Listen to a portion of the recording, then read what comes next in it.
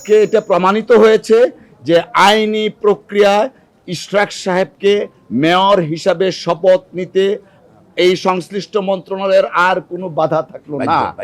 যদি তারা আজকের পরে শপথ নিতে বাধা প্রদান করে আদালত অবমাননার শামিল হবে এবং সুপ্রিম কোর্টের আইনজীবীরা অত্যন্ত তীক্ষ্ণভাবে দেখবে উপদেষ্টা যিনি আছেন তাকে কিন্তু কোনো রাজনৈতিক দলের প্রতিনিধি না তিনি সেখানে, বা দেশের মানুষ তার কার্যক্রমে কিন্তু বিশ্বাস করতে শুরু করেছে কোনো একটা পার্টির পারপাস সার্ভ করার জন্য তিনি কাজ করছেন। দেশের মানুষ সেইটাও বুঝতেছে যে কোনো গোষ্ঠী পার্টি পলিটিক্যাল পার্টির পারপাসটা সার্ভ করছেন। আমরা আহ্বান জানাবো এই দেশের বর্তমান অবস্থার প্রেক্ষিতে আইনের শাসন প্রতিষ্ঠার লক্ষ্যে সর্বোচ্চ আদালত যে নির্দেশনা দিয়েছেন সেই নির্দেশনার আলোকে যেন মন্ত্রণালয় কার্যকরী পদক্ষেপ অনতিবিলম্বে নেন।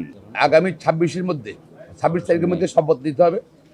শপথ যদি না দেওয়া হয়, যেহেতু ট্রাইব্যুনাল একটি আদালত, হাই কোর্ট অফ দ্য কান্ট্রিতে চেষ্টা করছিল একটা মহল শপথকে বন্ধ করার জন্য, সেটা ব্যর্থ হয়েছে।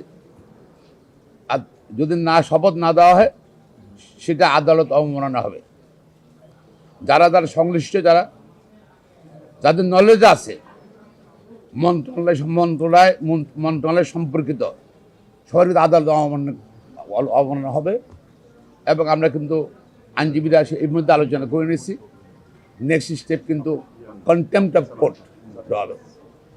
আমরা আশা করছি সরকার আইনের শাসনে বিশ্বাস করবে, রায়ের প্রতি আস্থা রাখবে। ট্রাইব্যুনাল এবং হাইকোর্ট ডিভিশনের আজকের রায়ের প্রতি আস্থা রেখে আগামী 24 ঘন্টার ভিতর তার শপথের ব্যবস্থা গ্রহণ করবেন।